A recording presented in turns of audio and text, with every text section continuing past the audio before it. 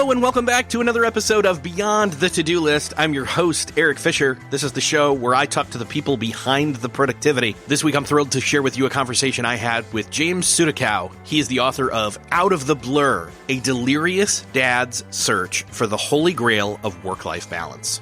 And this topic is one we haven't talked about a lot recently on the show. We've talked about it a number of times on this show, and that's the point, is it's different for everybody.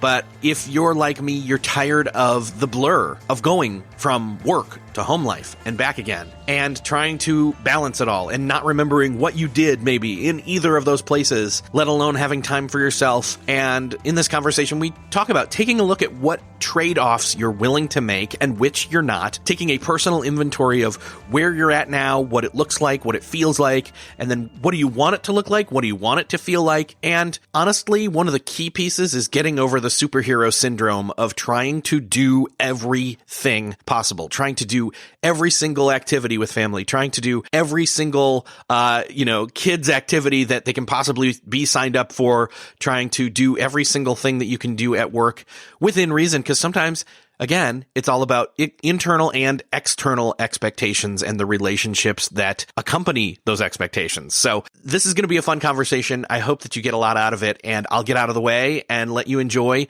this conversation with James Sudakow.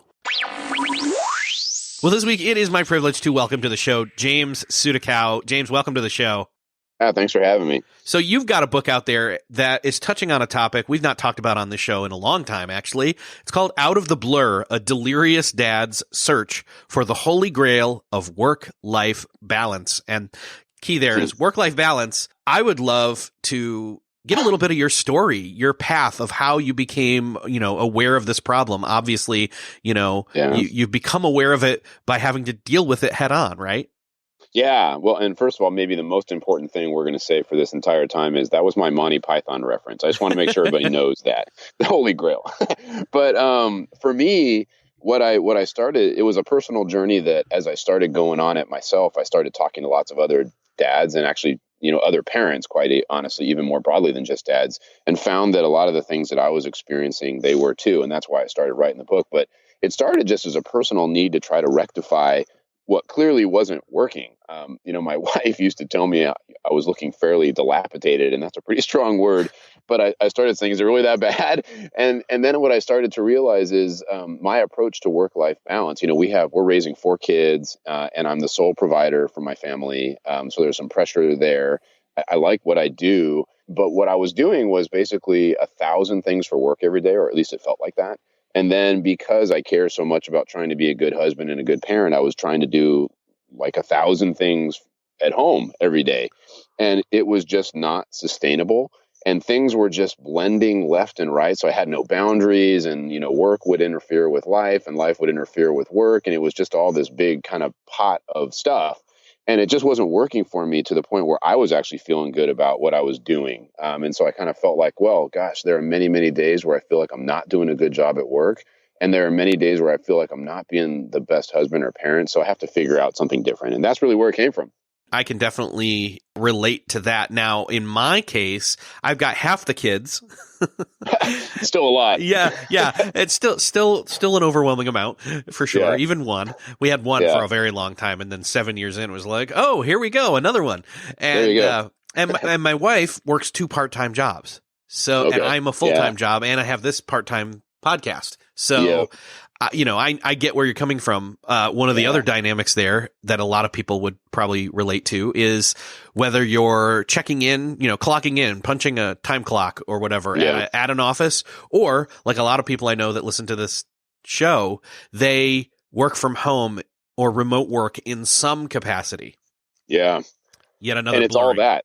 And that's exactly right. And so there's all this stuff out there. There's so many different versions of work now. And there, quite honestly, what I've learned is there's so many different versions of family life that it's almost like there's this tons of permutations of how this thing could get blurry for you, right? And it did for me. Yeah, exactly. And I think that's where I want to ask is like, where does the root of this quote problem lie? Because for some people, it's probably not even a problem. They just say, you know what, things are the way they are and they're fine. But for others, like there is let's just put it this way, they have guilt. Because they feel like a failure at work or at home or both all of the time. And I mean, is it that we're working more and that the hours of working are now blurred? Or is it that we've never truly been taught how to rest or create boundaries? Or is it a mixture of all of the above plus technology, right? Well, yeah. So it's really interesting. So before I actually started on my own path, one of the things that I did is I said, I got to read what are quote unquote experts saying about work-life balance. And I was actually pretty demoralized. And I talk about it a little bit in the book, that there's a lot of people out there, and it gets to a little bit about what you're saying, that are just saying, hey, work-life balance doesn't even exist. You shouldn't even try to get it. It's not possible. And there's a lot of that actually. And I said, well, that's not a good thing. I don't feel great about the fact that people are just giving up on the concept of it, because, when you have really good balance in your life, like, you should feel good about what you're doing both on work and life. And so just to give up on it didn't make sense. And then there's this stuff, and it gets to this technology being at the forefront of how we work and live these days in many ways. And I talk about this in the book too. Technology breaks down boundaries, and that's a really awesome thing. But when you think about trying to create space that's dedicated to your work and your life, that same technology that does really cool things by breaking down boundaries makes it much harder to get work-life balance, because stuff is coming in from all angles. And so it's a challenge, right? For those of us that are trying to, and I think it's a lot of people, a lot of dads and parents that I spoke to, we want to be good at our jobs and we want to be good parents. But when there's so much information coming in from all angles all the time, you can't feel like you're actually accomplishing the things you want to do in both fronts, or you're very distracted, or you try to multitask. And all that does is add just a bunch of stress to your life, which makes you not as good at what you're wanting to be doing in whatever moment that is. At least that's the way it was for me and lots of other people that I spoke with. Well, and I wonder too if, like what I was listing off, where it's, that we're working more, or we're expected to work more, or that our home lives, like we've decided that a certain measure of success means, and then you list off all these things, and not all those things on that list of success would have been necessarily part of the makeup of what would have been, quote, traditional, I don't know, family life or leisure life. That's so true. In the past, right? Like we've kind of overloaded on both fronts and are still wondering, how to carry this balance. That's true. Well, and related to that, it's such a good point. One of the things that I found when I went through my own journey is when I would ask myself, and this gets to exactly what you're saying, when I would ask myself, hey, what is like my perfect work-life balance, quote unquote, vision look like? I didn't really have an answer because I was kind of like reactively doing work-life balance. So I'd have a good day and say, hey, that was a good work-life balance day. Or I'd have a bad day and I'd say, well, that wasn't it. But I really hadn't sat down, and it gets to what you were saying, and listed out, hey, what are the most important things I want for my life outside of work? And what are the most important things I want for my work? And then is that even operationally, to use a business term, but is that even operationally feasible? Is there enough time in the day for me to do that without feeling like I'm chasing my tail around? So that whole concept of this creating your work-life vision is something that I do with businesses all the time in my job. And I had never even thought to apply it to work-life balance, but it became a really important thing to say, look, I actually have to define what I want it to be for me, and then I can actually put things in place to help me achieve that vision.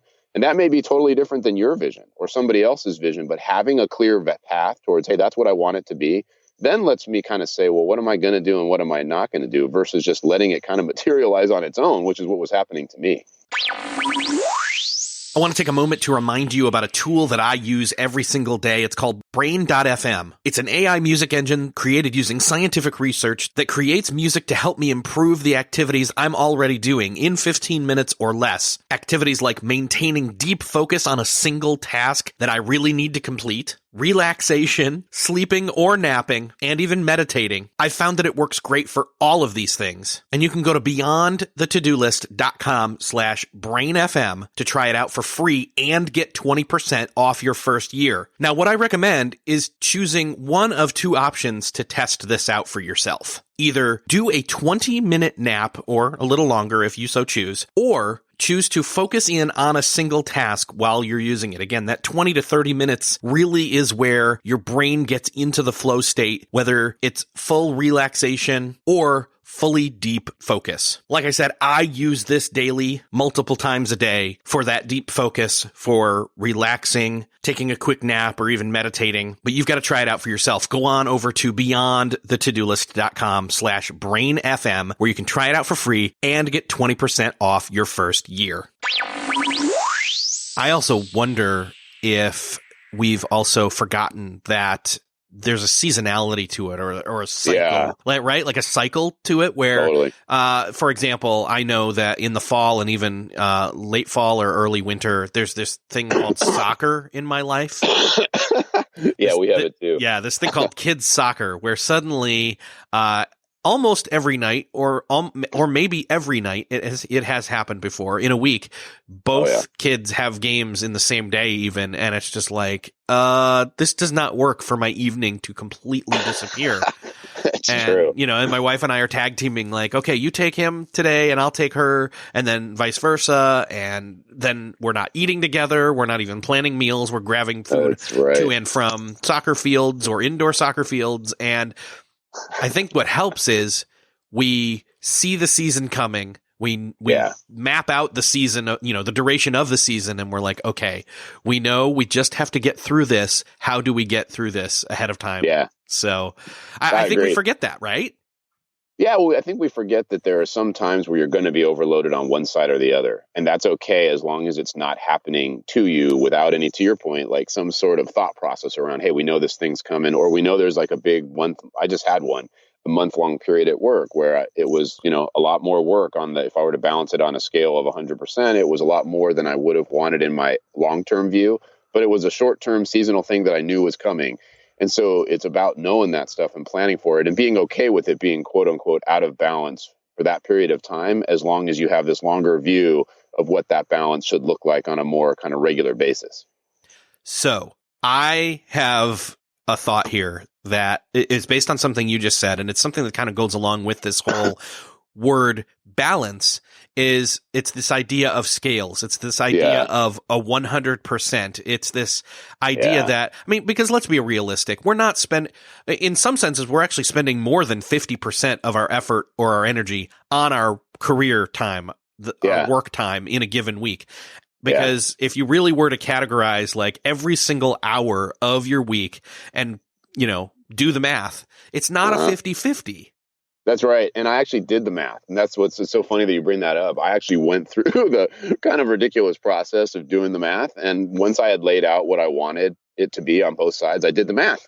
And my first math obviously had me at way past a 24-hour day. So that wasn't going to work. But then when I went back and reconciled it, what I realized is one of the biggest things that, I guess I'm kind of a literalist, but one of the biggest things that was frustrating me about work-life balance is the fact that it's presented as a scale, and that success, in quotes, is often depicted to us as 50-50, and it's not that way unless you choose it to be that way, and then you manipulate what you're doing on both sides to make it that way. But for most of us, it's not. And at different points in our lives, it may be a different percent too.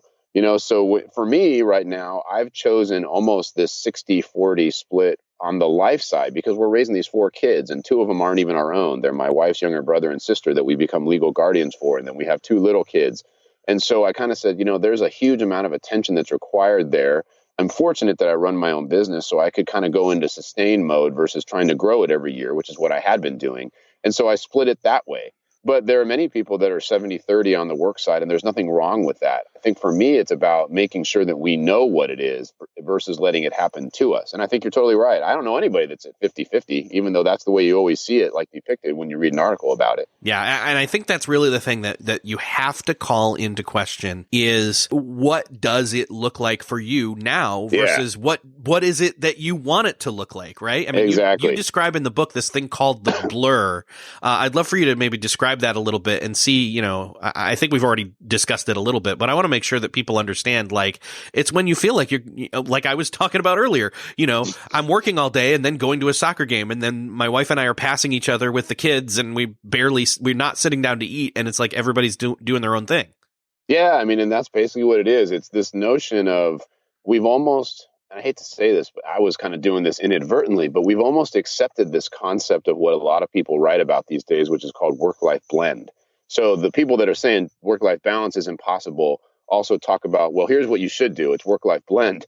And that's what we just talked about. To me, that's work-life blur. It's everything just coming in all at once, right? And so how do you actually reconcile that? And some people are better at it than others. And there are some people out there that might listen to this and say, hey, I do work-life blend and it works totally fine for me. So that's cool. But then there's a lot of us out there that just becomes a blur. And so how do we actually take a little bit of control of certain things and actually organize things so that it feels less like a blur and more like some degree of organization, whether our percentage allocation is 70-30, 60-40, 55-45, whatever, it doesn't really matter. It's us taking some control over what we want that to be and then organizing things so that it doesn't become that blurry thing where you're just kind of in a haze getting through your day and not sure how you did it. Yeah, you said earlier the commentary about technology breaking down barriers, and it's not just technology, but it is definitely enabling for sure, because if you can work from everywhere, that doesn't mean that you should, but it also means that you could, and in some cases that's a really good thing to be able to could do that. That is not grammatically correct, but I'm leaving it in. And I like that. and I think, like you said, some people out there, it's perfectly fine for them to have blend where things where there's literally almost no boundaries because they like it that way. But my concern there for them, because I'm a person who needs actual boundaries, like a lot of them. Me too. I loved leaving my work at work. That's not necessarily something that's been as easy working out of my home. But even when I was back in an office, the technology was starting to make it more blurry. Point being, I think it's all about being actually intentional with the amount of boundaries that you want and or need, and being, having self-awareness on that. And I think that's where you tell us to start, is basically by taking a personal inventory. Yeah. And I think that you use the perfect word there, intentionality. And that's like what I found when I talked to most people, and I would put myself included in that when I first started. I had no intentionality to my plan for work-life balance. It was a reactive thing. And that's the way most of us are. So when you create some intentionality around it, and then when you add intention to your boundaries, and I do the same thing, and I talk about this in the book, it's about being self-aware about them. And then I would even carry it one step further. It's just being willing to accept the implications of that intentionality. And I never was, right? So I talk about this thing in the book called the superhero syndrome, which is just trying to do everything. I was never okay with what does it mean to not try to do everything. And so because I had never gotten to the point where I was okay with the trade-offs, I just kept trying to do everything. And that really wasn't a successful way to do it. So my broader point here is like, be intentional, and then recognize that there are inevitable trade-offs to that intentionality. And once you can get yourself to say, okay, I accept what that means. That means I'm not going to do this, or I am going to do this. Then it actually becomes a lot clearer, because it's like, it's like a business where, hey, these are our priorities. This is what we're focused on. We know that that means we're not doing these other things over here, and we accept that. And it's the same thing with work-life balance. At least that's the way it played out for me and lots of others that I talked to as I did this. What are some of the things we have to consider when we take that inventory, when we decide to pause and say, ultimately, where are we at right now? And what does it look like right now? What does it feel like right now? And what do we want it to be like instead?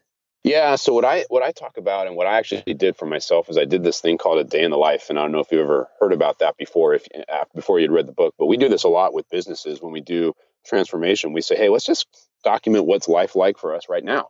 And literally just go through and kind of lay out a day. And I did one in my book. It was kind of a ridiculous day, but in many ways that day was kind of, the way every day was, with the exception of a few gory details that I describe in that particular day. But when you go through your day, it doesn't take that long to kind of just sit down at the end of it all and write it all down, what happened. And what I did, and what I often ask people to do, is, when did you feel like you were most in control? When did you feel like you didn't have any control? When were you most stressed? And when did you feel like you had things that were like under control from a stress perspective? And what's interesting is, and then I shared it. Like I said, hey, I'll have my wife take a look at this. And she gave me some really interesting insight. Letting others take a look at your day is super valuable, even if they kind of hit it on the head with some blunt stuff. But it's that inventory becomes a really important way of starting to identify, what am I doing to contribute to my work-life balance challenge, if I do perceive that I have one. It's really interesting when you talk about work-life balance these days. There's a whole bunch of stuff that's way beyond our control. And we've even talked about it, like technology. I can't control, if one of my biggest clients is being acquired, I can't control consolidating industries. There's like a lineage of things I have no control over that has definite impact on how I perceive my work-life balance to be.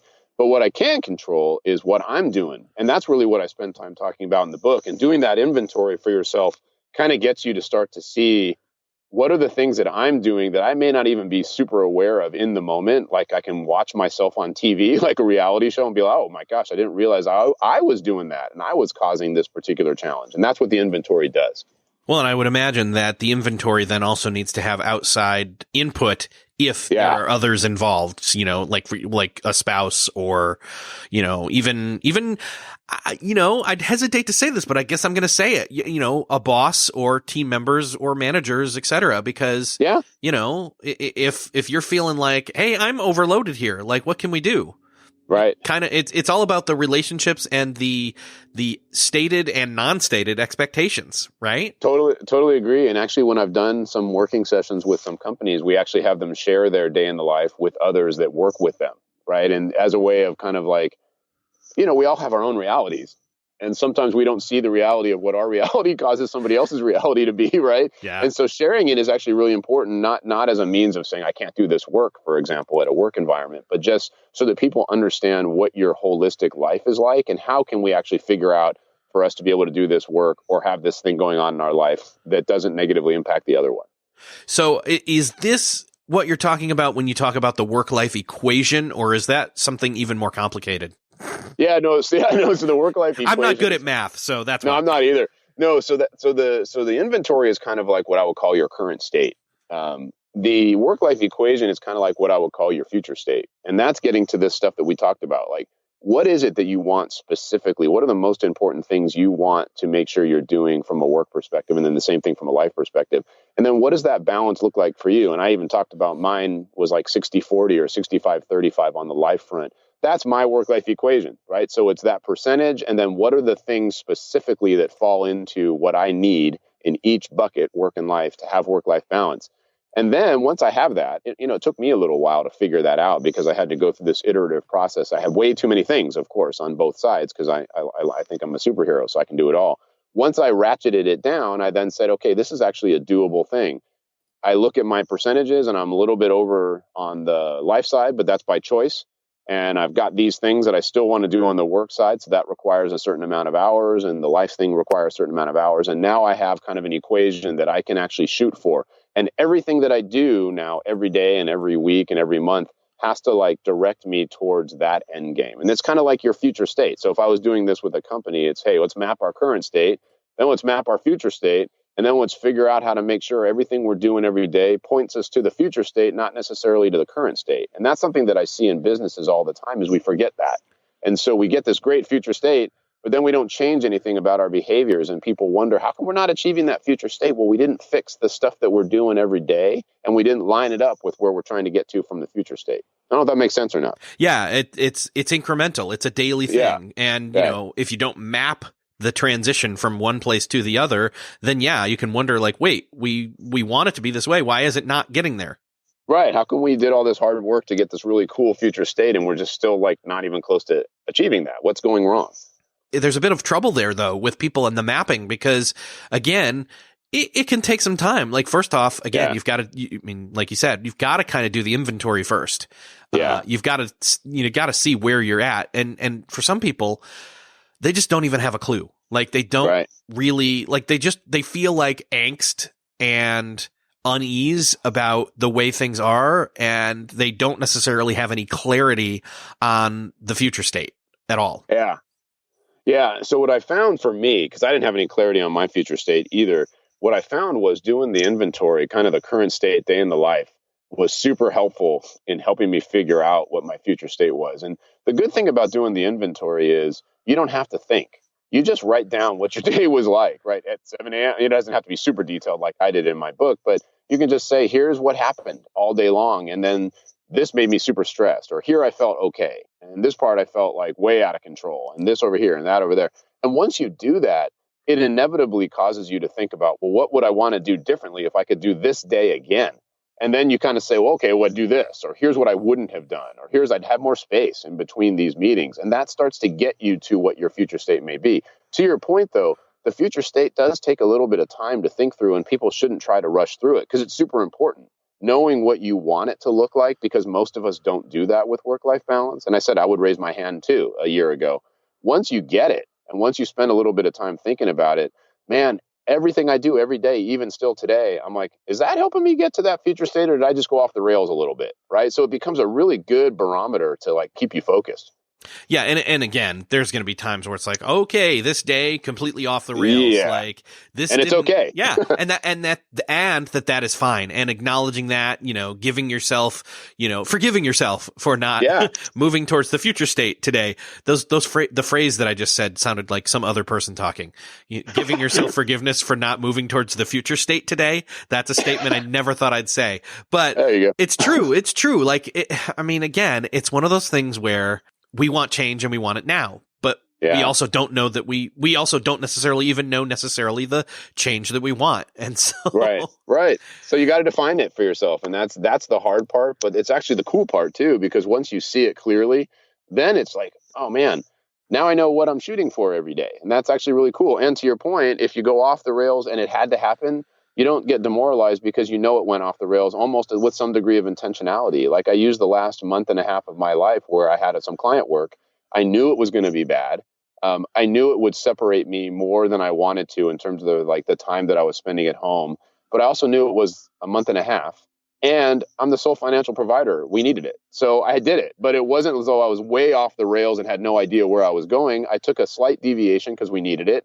And now we're back into what was my plan. And I would have never known that if I really hadn't figured out what that future state was all about for me. Yeah. And see, there you go. It was that intentionality mixed with awareness so that you could decide which compromises or trade-offs you were willing to make. That's right. And that's the difficult key right there is, again, that kind of goes back to the whole, how many boundaries or how solid of a boundary do you need in place based on you, based on who else is involved, based on the season of again, you said a month and a half. Right. Well, a month and a half is one thing, 3 months, 6 months, that starts to get to the point where it's like, oh, we've got to tackle this differently. That's right. And quite honestly, had this project been 6 months, I would have had to have dealt with, do I even take it? Because that would have been a major violation of what I had said my work-life balance needed to be. And was I willing to accept that? Quite honestly, I'm not sure I would have been willing to accept it for 6 months. That would have been too big of a departure from what my future state was. And I would have found some other way to bring in money that didn't require me to totally be an absentee dad and husband for 6 months. I wasn't willing to go there. For a month and a half, I could handle it because it was short. It got what we needed. And then it let me go right back into what I had planned. Right. Yeah, exactly. Well, in the book, you also talk about these 8 traps. And I look at these as I was going through these traps. I couldn't help but feel like they're one part symptom of the problem, one part stating of the problem to overcome and stop getting hung up on. I don't know if we need to go through all 8 of them, although we could probably list them off and then spend some time in certain places. But, one of them, again, we've kind of already touched on a number of times here, which is undefined boundaries. Yeah. To me, there were 3 traps that created so many other problems, right? So the 8 traps, I think they're all important. And like you said, we don't have to go through all of them, but I think there are 3 that if I were to, I think some traps cause other traps. Yes. And the 3 traps that I thought were at the front end of that flow, that if you could nail these, the other ones get a lot easier, is what we've talked about. So the trap of undefined boundaries, the trap of the superhero syndrome, which I think so many of us dads have. I think we're just built in. You want to be really good at your job and you want to be an awesome dad and an awesome husband. At least those of us that care, and that's most of us, I think, want to do that, which tends to mean you think you're just a superhero. Yeah, no, I can get it all done. My wife used to complain about this with me all the time. She said, you're trying to be a superhero again. It's okay for you to say you can't do this thing, but that's hard for me. And so that's a big one. And then this trap of artificial urgency is something that I find is such a big deal for so many of us. And it's this kind of trap of creating urgency when there really isn't any urgency. And that's not a disguise for it's okay to procrastinate, because I hate procrastination, but it's really about making sure that we're evaluating the level of urgency that we're putting on things. And many of us, and I'd raise my hand on all of these, but many of us put urgency at levels that they don't need to be at. And that just creates additional stress for us, which doesn't make us feel good about what we're doing, whatever it is, work or life. So that artificial urgency is a really big one. And if you have the superhero syndrome, artificial urgency just fuels it. It makes it worse. And then if you have no boundaries, all sorts of stuff just coming in. So those 3 things work together to create a bit of a of a perfect work-life balance storm if we haven't solved those. Yeah, I agree. And when you're talking about urgency, that's one of those things where there's, you're potentially familiar with this. I know listeners have probably heard me talk about this before, where it's this, oh gosh, it's from a Stephen Covey book, I think. Yep, I know exactly. The four quadrants, basically. And one of the axes is urgency. The other is importance. And urgency ramps up the artificial importance on things that aren't important. Because of their urgency. So that's right. Yeah. Well, and urgency happens to you too, right? So, there are certain times where somebody else's urgency becomes your urgency. And there are many times where you can't do anything about that. And what I try to talk about is that's not something we can control. So we have to live with that. But how many things are we ourselves creating urgency around, to your point, that wouldn't have necessarily ramped up their importance on your scale had we not ascribed urgency to them? And very few of us actually, and again, I raise my hand for this, would have actually gone through and said, wow, okay, those 5 things over there, yeah, we need to do them, but are they absolutely as urgent as I'm making them? And I actually started creating these little urgency filters for myself to answer just a few key questions to like pressure test my desire to make something urgent. And, 7, 8 times out of 10, they weren't as urgent as I was making them. And I was just creating my own stress unnecessarily. Yeah. Yeah, I totally have been there. And I'm probably guilty of doing this even just yesterday and today. Like I remember yesterday was a bit of a busy day and I just kept thinking there's so much to do. It's all important. And that just, it's all urgent too. And I can't you can't do all the things all at once. You have to do them one at a time. So that's right. Yeah, no, that's exactly right. Yeah. Oh gosh, the superhero syndrome. I think we've kind of touched on that as well earlier when we were talking about the idea of feeling like we had to do everything, and it's not just us dads. My wife has this feeling as well where she feels like she's got to do everything and I've got to do everything. And if we're both doing everything, or if we feel like we have to do everything, then why isn't it all getting done? Right. Well, and in some cases, I would agree. And I'll bet you have the same thing that we do. There are many days where it does get done. But is that work-life balance, right? I mean, I can crank out. I had lists of like 23 or 25 things a day, and I can find a way to get them done. In many ways, that superhero syndrome is what got me promoted in the business world. Like it made me successful. But then when I look at it, I'm getting them all done, but at what cost, right? I mean, there's obviously the cost to you as an individual. But I also talk about this concept in the book of like chasing time, which I was a massive victim of. And this thing of like next thing thinking, when you have so many things to do, it's very hard to keep your mind in the thing you're actually doing and not think about the next thing on your list to do. And to me, that's like the biggest travesty of all from work-life balance. I'm sitting in the car teaching Gabe how to drive a couple of years ago, and I'm thinking about the work emails. I'm like, no, I need to be here in this moment with him driving the car, not just because there's a safety issue because he doesn't know how to drive, but also because like I should be enjoying the fact that this guy's learning how to drive and this is a cool thing for us to be doing. But what am I doing? I'm thinking about those work emails because it's on my list and I have too many things to do, right? That's like the superhero syndrome showing up in a really bad way. Yeah, I hate that. And the only thing I can say that I think that is an antidote to it is just by deciding that what is the amount of things that you're going to fit into that overall 100% that we then start to divvy up into percentages. Exactly. That's exactly it. On all fronts, right? On all fronts, on what work and life. That's where it comes to. It's exactly right. So I've been there. I've been guilty of I've been guilty of being in the next thing, or even a thing that's 2 or 3 from that. Oh yeah. Totally. Today, when I talk to groups about this and I ask them about this, almost everybody raises their hand all the time. Like we all do this, this next thing thinking, right?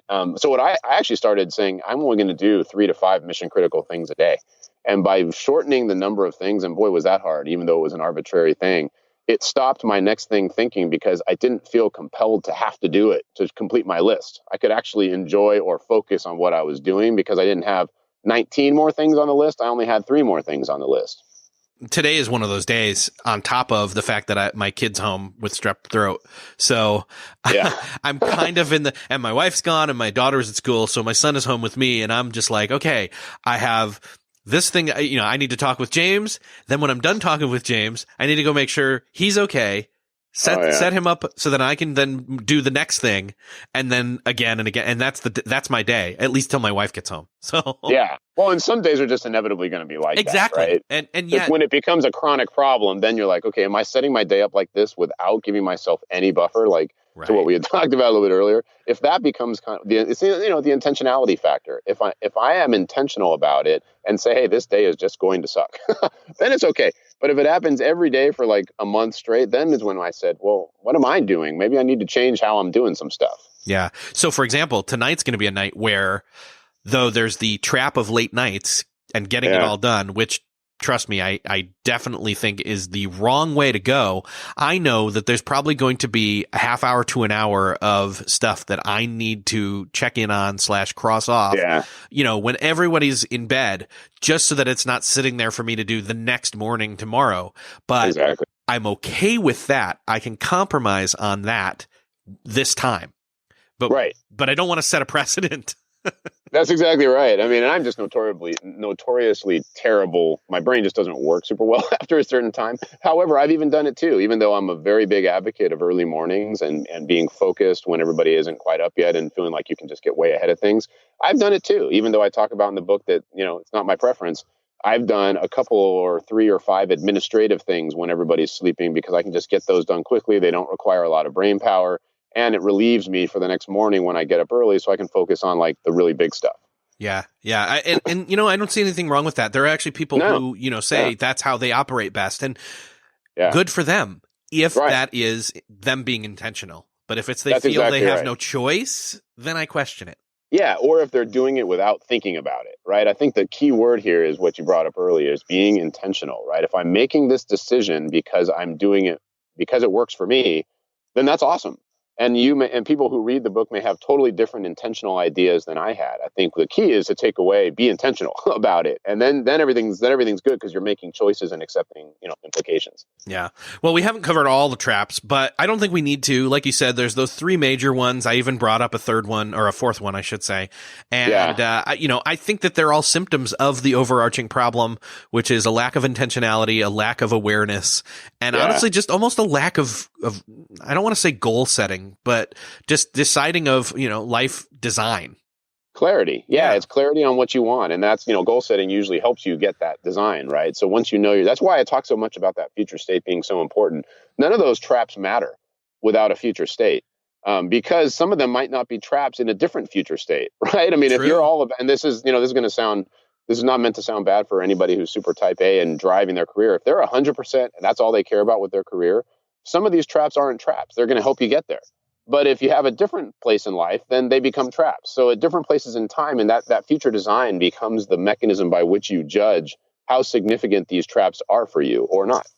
Yeah, man. Good stuff. People need to dig into this. People need to take some time with it. I think your book's a great way for them to do that. James, thank you so much for being here. I'm going to link it up in the show notes. Anywhere else you'd like to have me refer people to? This is standard stuff. They can get the book on Amazon. There's my website, which I'm sure you'll put in there, and you can get me on social as well. Twitter, Facebook, LinkedIn, all the usual, suspects. Great. Awesome. James, I will link you up in all the show notes as well as the book. And thank you so much for being here. This is great. Yeah. Thanks for having me. It was a lot of fun. Well, that's another episode knocked off of your podcast listening to-do list. Thanks again for listening, and thanks again to James Sudakow for talking with me about getting out of the blur, tackling the work-life balance, the work-life blending, whatever you want to call it, this relationship we have with our work and the expectations there, as well as the ever-growing expectations of how to live a perfect family/home life. Head on over to the show notes at beyondthetodolist.com. There you'll find links to everything that was mentioned in this episode. Hit me up on Twitter, twitter.com/Eric with a K, the letter J, FISHER. Share this episode out on social media, etc. if you enjoyed this and know someone who needs to hear this episode. I hope that as you listened through this conversation, you had some time to think and process where you are and where you're wanting to be. Are you trying to be a superhero at work and at home, or both? Either way, I hope that this episode helped you out, started to break down the soil that you can start digging into to grow some really awesome stuff in your life. And again, thanks for listening, and I'll see you next episode.